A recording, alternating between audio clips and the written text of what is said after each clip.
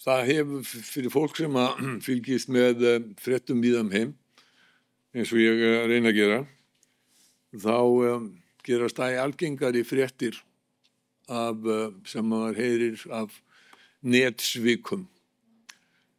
Það sem að reynt og tekst því miður allt og oft að plata fólk og það spurning sem að Brynja María Ólafsdóttir, sérfræðingur í regluvörslu Landsbanka, ætlar að reyna að svara hvort að eldra fólk sé sérstakt skotmark netsvikara. Brynja María, gjörðu svo vel.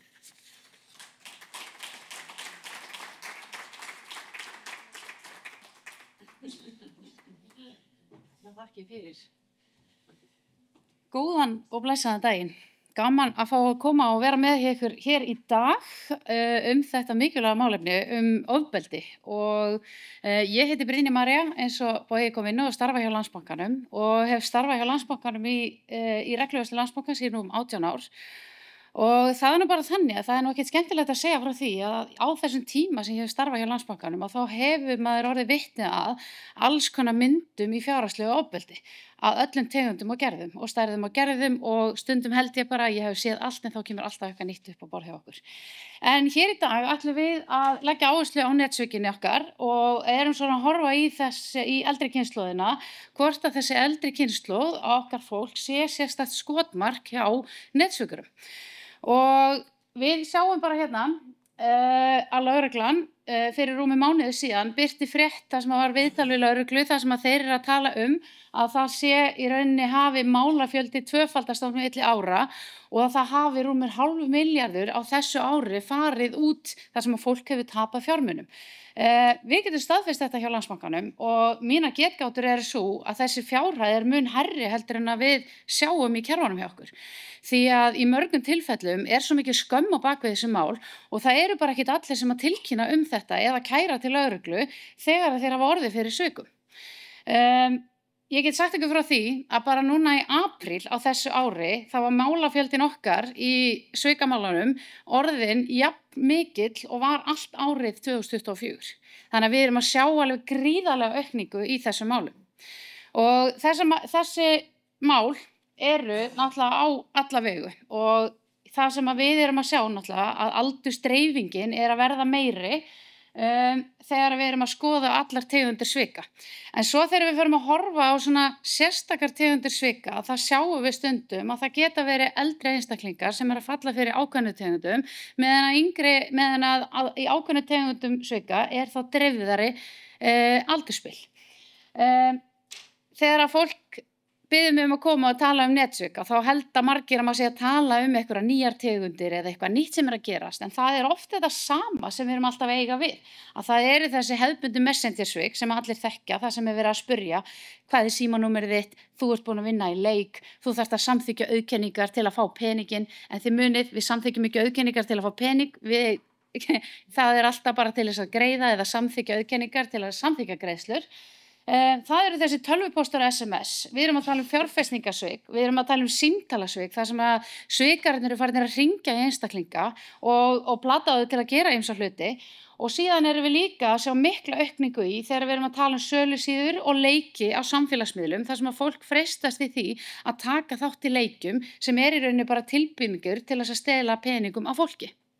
Ekki má gleyma ástarsvikunum því að alltaf annars slagi þá koma upp þessi ástarsvik þar sem að fólk í rauninni, ef við hugsum í eldri kynslóðina, jafnvel búin að missa maka og kannski að leita sér að félagsskap, að tala við einhvern á internetinu, kynnist þeim á stefnumótaforritum eða í gegnum kannski áhugamál eða annað. Og þessir einstaklingar hafa bara þann einbeitta brotavilja að stela fjármunum af fólki og þetta alltaf einstaklingar sem á bakvið internetið sem að fólk ekki einu svona að hitta og það myndar traust í þessum samtölum sem að blekkir fólki það að vilja allt í einu bara fara að gefa frá sér alla peningana sína. Og þetta bara raunveruleikinn og mörg dæmi þetta sem við sjáum. En, nei. Ég held ég hef gert eitthvað hræðilegt. En bara svona aðeins til þess að vinna okkur inn í tölurnar að þá þetta dæmi sem að svika Landsbankans hefur verið að fást við í sumar að það þessi hefðbundni SMS eða tölvupóstar sem að við þekkjum öll og eru yfirleitt í vörumerkjum sem að við þekkjum frá skattinum eða flutningsfyrirtækjum og núna nýjasta hafa verið að senda svika tölvupósta í nafni raforkufyrirtækjanna þar sem verið að segja við okkur þú gleymdir að borga reikningin eða það borgaðist ekki reikningur þinn, smelltu á þennan hlekk til þess að ganga frá greiðslunni.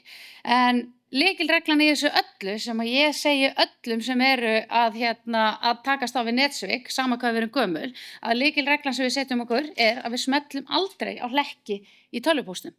Og þetta þurfum við að læra við sjálf og það sem við þurfum að kenna líka einstaklingum og nánum ættingum og tala nú ekki eldra fólkið að tileinka sér með þetta. Því að ef ég fæ tölvupóst frá bankanum mínum eða skattinum eða frá raforkufyrirtækinu mínu þar sem ég þarf að uppfæra upplýsingarnar mínar eða það hefur ekki tekist greiðsla hjá mér að þá fer ég alltaf inn á netsíðu bankans eða inn í bankaappið ekki í gegnum hlekk frá þriðja aðila. Og það sama gildir skattin eða raforkufyrirtækin. Ég fer alltaf bara inn á pósturinn.is eða skattur.is og skrái mig þar inn með rafrænu skilríkjum til að kanna hvort að það sé eitthvað sem að þarf að uppfæra eða ógreiddir reikningar. Þannig bara lykilregla fyrir okkur öll sem einstaklinga að vita. Síðan eins og ég segi, þetta eru oft svikapóstar sem í nafni þá Ísland.is eða auðkenni.is og svo það þetta nýjasta eða það sem við höfum verið að sjá mikla aukningu í á þessum markastorgum á samfélagsmiðlum þar sem við að koma upp þessi leikir og við þekkjum öll að þetta raunverulega leikur sem að Bónus að bjóða upp á þar sem við getum unnið þarna bleiupakka eða fyrsta áspakka og þarna verið að nota raunverulega leiki og búa til svika síður og bakvið til þess að fá fólk til þess að skrá kortaupplýsingarnar sínar og taka á móti vinningum. En við vitum það að við tökum aldrei á móti vinningum með að gefa frá okkur kortaupplýsingar. Nema bara hvað að hér sjáum við auglýsingu sem í nafni okkar Kára Stefánssonar þar sem að hann að auglýsa vítamín. Og við getum öll orðið rosalega frisk og hress ef við kaupum þessi vítamín.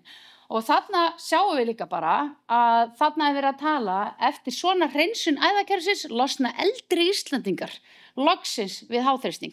Og þarna sjáum við líka að þessi leikir eru að sjálfsögðu beindir að eldra fólki. Og ég get alveg sagt ykkur það að þegar að þessi auglýsing var í gangi, svika auglýsing, svo ég taki þannig fram, var í gangi á samfélagsmiðlum, að þá þurfti bara Landsbankinn að hringja í 200 einstaklinga sem hafði smellt á þessa auglýsingu og gefið upp kortaupplýsingarnar sínar. Og þarna í þeim tilvikum þegar við erum að hringja í einstaklinga að þá koma, við vitum það, ef við erum að nota kortin okkar á netinu að þá fáum við alltaf rafræna auðkenningu í síman okkar, þar sem við þurfum að samþykkja netgreiðsluna. Og í mörgum tilfellum að þá var fólk ekki einu sinni búið að átta sig á því að það hafði lent í svikum þegar við erum að hringja í það. En hjá okkur erum við að sjálfsögðu með góðar varnir sem að við reynum alltaf að uppfæra í takt við það sem að gerast á netinu hverju sinni og erum að reyna að hjálpa fólki til þess að koma og stöðva og endurheimta fjármuni sem að fara út af reikningnum eða áður en þeir fara út. En svo það nú bara þannig að okkur tekst náttúrulega alls ekki í öllum tilvikum að verða fyrir því að þessari mannlegu hegðun að þegar fólk fer að vafra internetið, skoða sig og freistast í alls konar kyllibóðum að þegar þessi mannlega hönd fer að smetla á hlekki eða svara í síma og ná í alls konar upp inn í tækin sín og samþykkja auðkenningar sem kom í rafrænu skilríkjum að þá alltaf erfitt fyrir fjármálafyrirtæki að setja upp varnir gagnvart þessari mannlegu hegðun. Við höfum aðeins verið að skoða svikatölur í skráningu mála núna árið 2024 og þegar við horfum á allar tegundir svika að þá aldursdreifingin þessi. En við sjáum svolítið að þetta aðeins meiri í það sem eldri. Það sem við sjáum líka breytingu í þessari aukningu að síðustu 2 ár sem við erum að skoða skráningu mála að þá hefur alltaf fyrri hluti ársins verið alveg svakalega rólegur og ekkert að vera og svo bara hefur sumatíminn alveg svakalega upptekinn og svo þessi netverslunarmánuðir alveg svakalega mikið þannig að í september, október og nóvember í fyrra að þá eiginlega höfðum við ekki undan í öllum tegundum svikamála og þar byrjuðu síndalasvikin, við ætlum að tala þau eftir.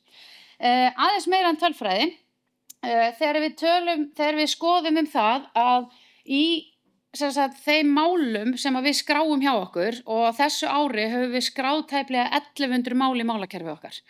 Við skráum í rauninni öll mál sem að við getum tengt við svik. Í rúmlega 30% af málum verður fjártjóni. Þannig að þetta ekki 1000 mál sem að við erum að tala það að fólk að tapa fjármunum, heldur í mörgum tilvikum tekst okkur í rauninni að stöðva greiðslur eða endurheimta fjármuni eða þá einstaklingur í rauninni stöðvar við að því að hann samþykkir ekki auðkenninguna sem kemur þá í símtæki sitt. Í þessum 1100 málum að þá erum við með fjártjóni í tæplega 300 málum og það bara allt of mikið finnst mér.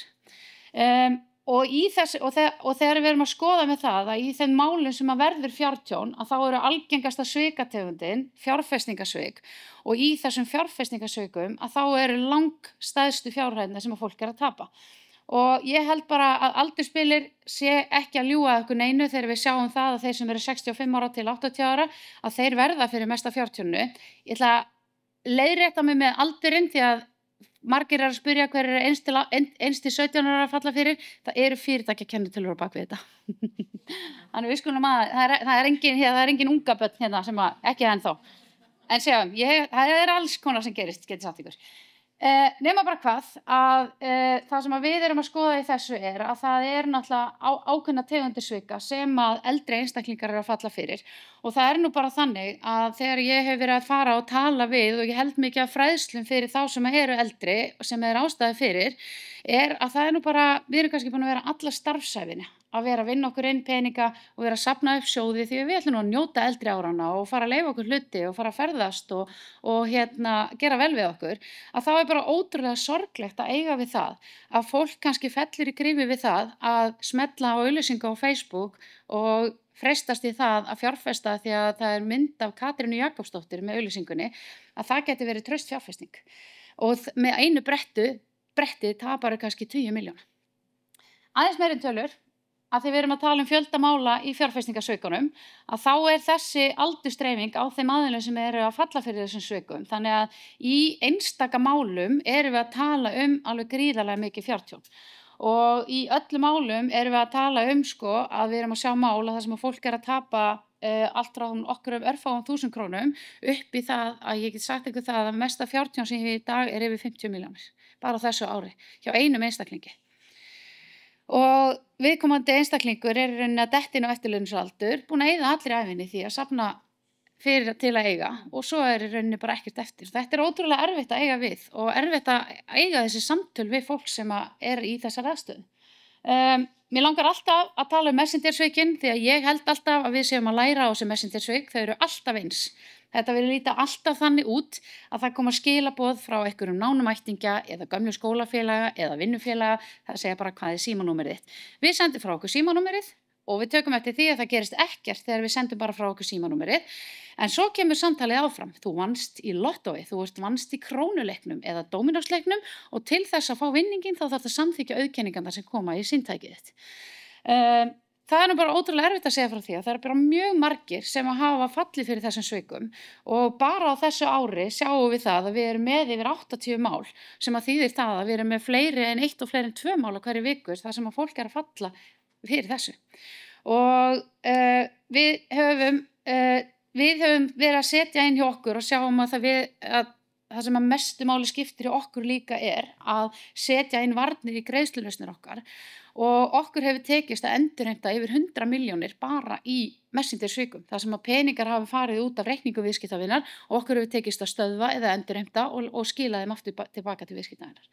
Þannig að þetta eru alveg gríðarlega fjárhæðir sem að eiga hér stað þó við séum að tala þessi einföldu svik sem heita messengersvik.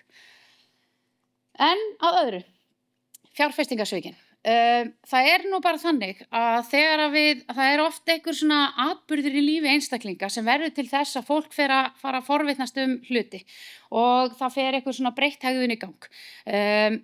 Og það svona þannig að þetta geta verið bara, þú ert að hætta að vinna, það makamissir eða það eru veikindi í lífinu og þú ert svona, kannski hefur meiri tíma fyrir því, ert að skoða það á internetinu, þér líður allt öðruvísi andlega og ert svona að skoða hvað að gerast. Og það verður oft fyrir því þannig að fólk fellur fyrir þessum svikum sem við erum að tala hérna.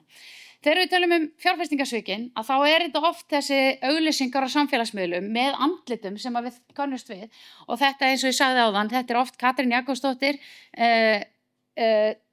hann Elon Musk og Tesla, þetta Þóra Arnórs eða Ólafur Bogi, vinnur okkar sem situr hérna fremst á bekk, hann hefur verið andlitssvika og það bara ekkert gaman að vera andlit sem að fólk að nota í svikum. Og það nú bara þannig að ég til dæmis að vinna mál í dag þar sem að einstaklingur hefur samband við okkur og segir nú ég búin að vera að senda erlenda millifærslu núna síðustu vikur og nú ég bara búin að komast að því að þetta svik. Viðkomandi búin að tæma alla sjóði hjá sér og búin að tapa hátt í 7 milljónum. Og við förum svona grennslast fyrir hvað var það sem að var til þess að þú tapar þessum fjármunum.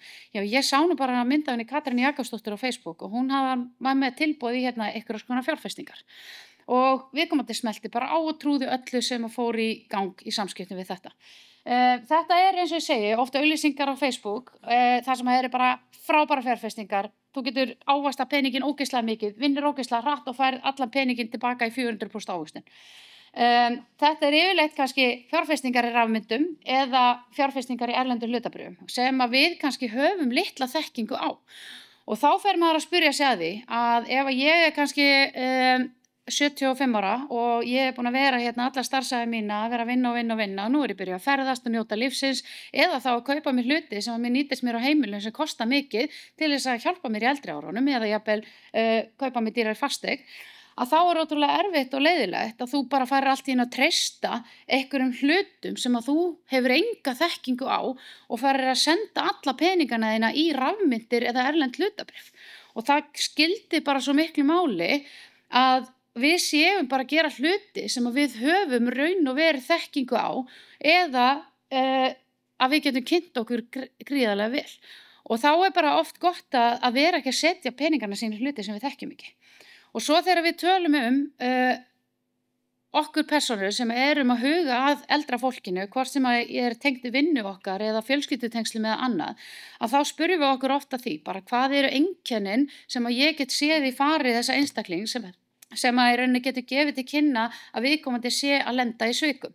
Og það getur oft verið kannski svona hegðunarmynstur sem að getur gefið okkur vísbendingu. Viðkomandi getur verið uppstökkur, hann getur verið með stuttu þráðurinn, hann verður reiður ef við förum að tala við hann að spurja hann, viðkomandi fyrir afsíðis að tala í síman og það getur alls konar svona einkenni sem að geta gefið okkur vísbendingur að það sé eitthvað óeðlilegt í gangi. Því miður hef ég þurft að eiga mjög mörg samtöl við einstaklinga sem hafa lent í þessu og það bara atriði sem að ég gæti staðið í allan dag sagt ykkur dæmisögur þetta. En við ætlum að bregða okkur á símtalasvikunum og símtalasvikin byrjuðu í rauninni fyrir rúmi ári síðan þar sem við sjáum að þetta að byrja hérna á Íslandi. Við höfum verið að hlusta, við erum í miklu samstarfi við banka á Norðurlöndunum þar sem við erum að deila upplýsingum hvaða tegundir svika og lærum mikið af þeim hvað að gerast og við höfum búin að hlusta í 2 ár áður en þetta hófst af einhverju alvöru hér á Íslandi. Þetta virkar þannig að þetta að berast símtöl til einstaklinga úr íslenskum númerum þar sem að búið að blekkja símkerfið og láta líta út fyrir að íslensk númer sé að hringja í þig og eigandi símanúmersins, hann veit ekki eins og það verið að nota símanúmer hans í svikum.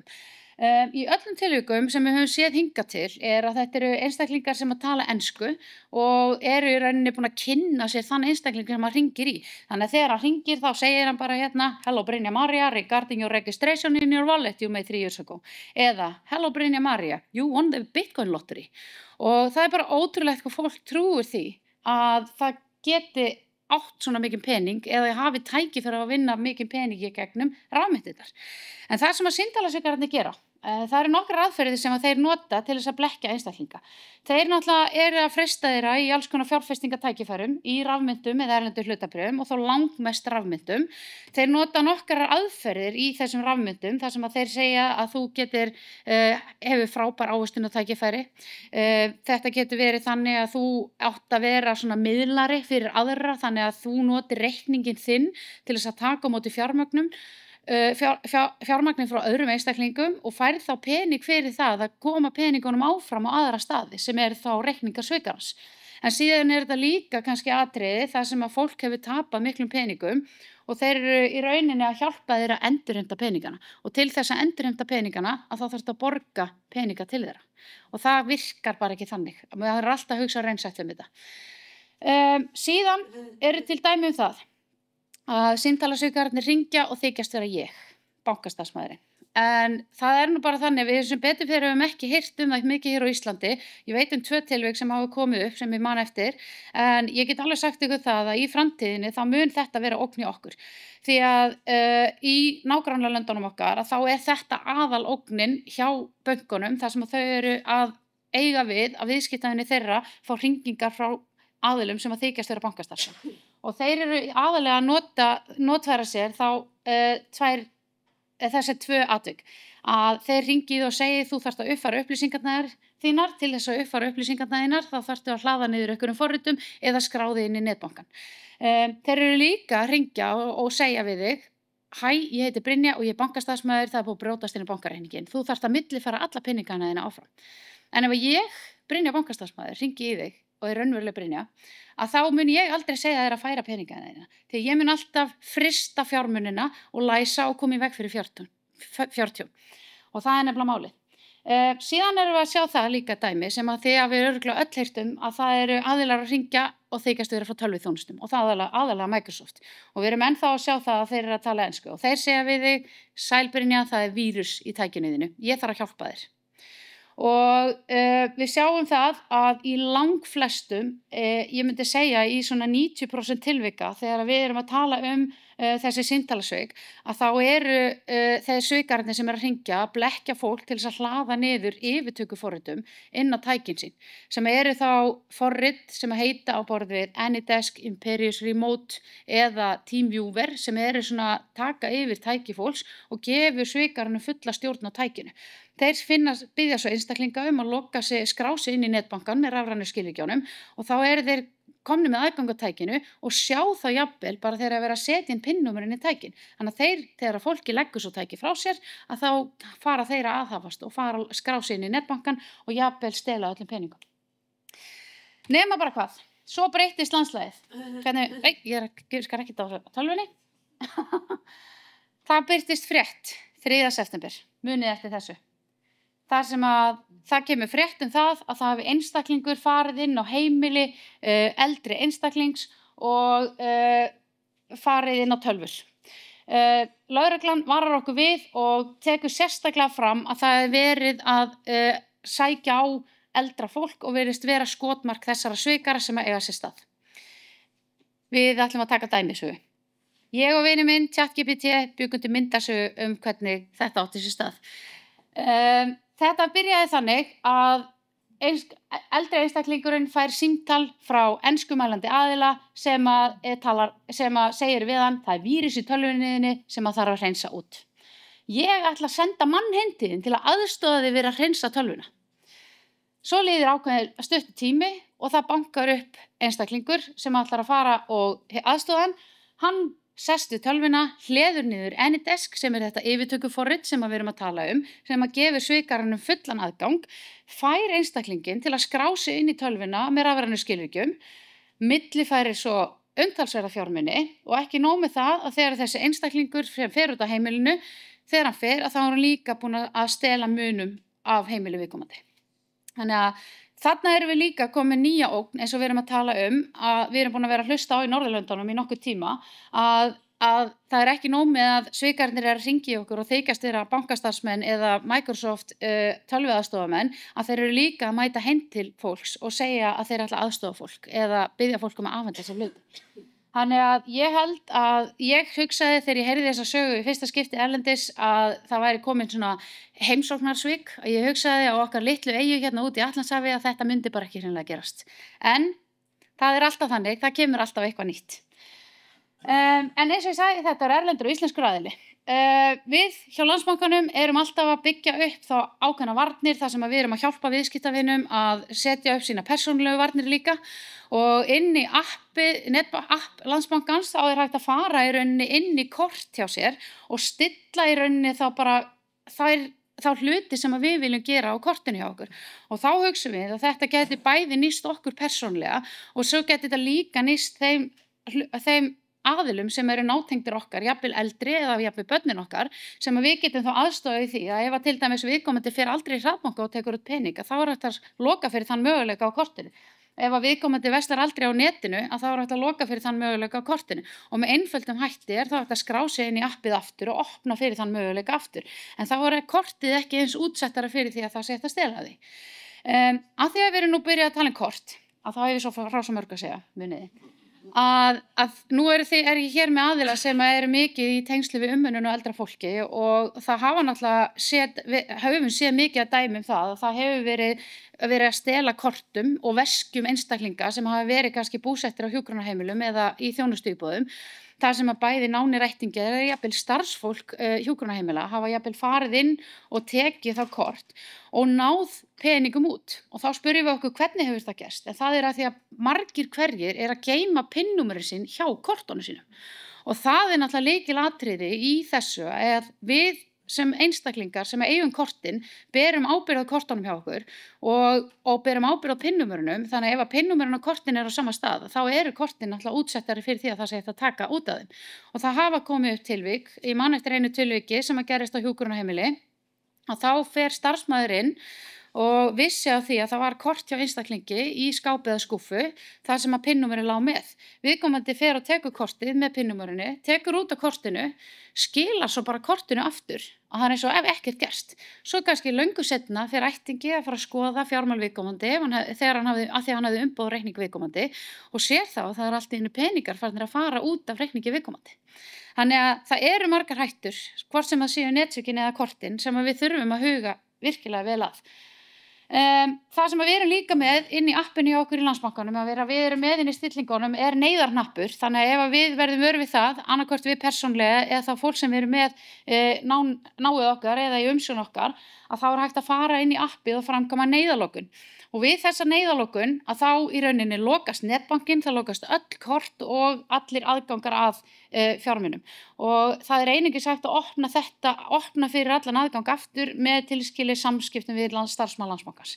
Þannig að þarna höfum við þetta tæki fyrir að vera með neyðarhnappinn. Rétt að lokum að þá leggjum við mikla áherslu á að vera með mikið fræðsluefni og við Landsbankinn höfum verið miklu samstarfi við félag eldri borgara og erum það reglulega með viðburði í samstarfi við þau og það hefur bara gaman að segja frá því að það er mjög vel sóttir viðburðir og það er alltaf fullt hús þegar ég mæti á svæði og segja alls konar sögur og mjög miklar umræður og við erum líka með mikið fræðsluefni á netinu hjá okkur innan landsbankin.is/öryggi og /netöryggi þar sem við erum líka einnig með upplýsingar það hvernig berum við okkur að ef við verðum fyrir svikum. Landsbankin er með netfang sem heitir svikavakt@landsbankin.is og síðan erum við með sérstaklega svikavakt sem er á vaktinni frá 9 á morgnana til 11 á kvöldin og tekur við símtölum á þessum tíma. Utan opnunartíma svikavaktarinnar að þá berst símtali sjálfkrafa í síman hjá kortafyrirtækinu þannig að það er alltaf hægt að fá aðstoð allan sólarhringinn. En loka orðin hjá mér eru alltaf þannig að það er stundum þannig að þegar við erum að skoða einhverja hluti og þeir freist okkar að þetta er ógott til að vera satta þá er það bara yfirleitt aldrei satt. All right. Takk fyrir.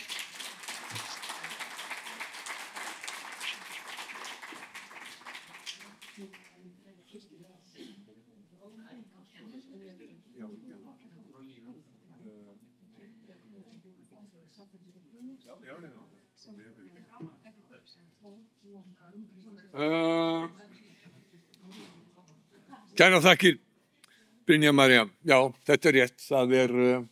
Ef það er of gott til þess að vera satt, þá er það ekki satt. Það er engin gullpottur undir endanum og regnboganum, því miður.